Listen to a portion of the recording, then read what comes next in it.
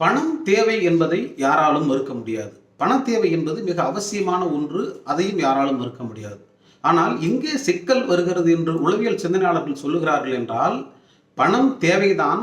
ஆனால் பணத் தேவைதான் எல்லாவற்றிற்கும் பிரதானம் என்று வருகிற பொழுது என்ன சிக்கல் நடக்கிறது என்று கேட்டால், நீங்கள் எப்பொழுது பணம் தேவை என்பதை முடிவு செய்துவிட்டு, பணத் தேவைதான் அனைத்திற்கும் முக்கியமானது என்று நீங்கள் மாறுகிறீர்களோ, அப்பொழுது நல்ல உறவுகளை, நல்ல நண்பர்களை, நல்ல குடும்பங்களை, நல்ல ஒரு சுற்றுச்சூழலை, நல்ல மனநிலையை எல்லாவற்றையும் நீங்கள் இழந்து விடுகிறீர்கள். எப்படி நீங்கள் கண்டுபிடிக்கலாம் என்று சொன்னால், நீங்கள் உங்களுக்கு பணம் தேவை இருக்கிறது என்று நீங்கள் இருக்கிற வரைக்கும் எல்லோரும் உங்கள் அருகில் இருப்பது போல் ஒரு தோற்றமளிக்கும்.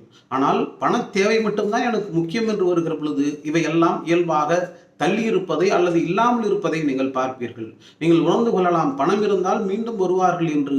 மீண்டும் வருவார்கள். ஆனால் பணம்தான் தேவை என்று நீங்கள் எப்பொழுது முடிவு செய்து உங்கள் குணாதிசயங்களை நீங்கள் முழுமையாக மாற்றி இருக்கிறீர்களோ, அப்பொழுது மீண்டும் வருபவர்களும் உங்களுடைய தோற்றத்தை, உங்களுடைய நிலைப்பாட்டை ஒரு சந்தேகத்திற்குரிய இடமாகத்தான் பார்ப்பார்களே தவிர ஒரு இயல்பான மனநிலையை பார்க்க மாட்டார்கள். மனித குணங்களுக்குள் மிக முக்கியமான ஒன்று, எல்லாம் முக்கியம், எல்லாம் தேவை என்று எல்லோரும் புரிந்து கொள்கிறார்கள். ஆனால் அப்படி புரிந்து கொண்டாலும் கூட அவர்களால் எதை சரியாக கையாள முடியாது என்று கேட்டால், எதை சொல்லுகிறார்கள் உளவியலாளர்கள் என்று கேட்டால், இது எனக்கு தேவை என்கின்ற அந்த மனநிலையிலிருந்து இந்த தேவைதான் எனக்கு மிக முக்கியம் என்ற மனநிலைக்கு அவர்கள் வந்து விடுகிறார்கள். அப்படி வருகிறவர்களை ஒருபொழுதும் நம்மால் உடனடியாக அவர்களை அந்த நிலையிலிருந்து திருப்பி எடுக்க முடியாது. அவர்களாக உணர்ந்து கொண்டால்தான் முடியும். இன்னொரு தத்துவமும் சொல்வார்கள், அவர்கள் சொல்வார்கள், இது உள்ளிருந்து தாள் போட்டுக் கொள்ளும் மனநிலை என்று சொல்லுகிறார்கள்.